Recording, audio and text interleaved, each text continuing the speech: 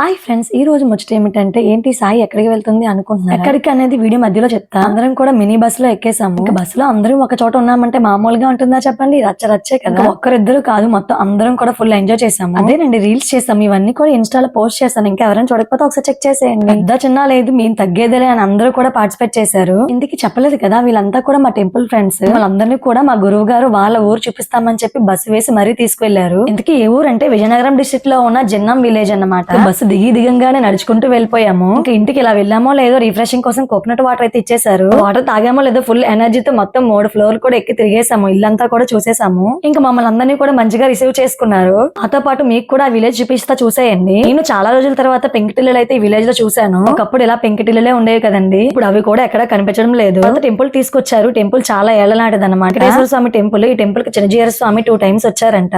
ఆ విలేజ్ లో ఇంకా చాలానే చూసాము. అన్ని కూడా నెక్స్ట్ వీడియోలో పెడతాను. వీడియో నచ్చితే లైక్ చేసేయండి.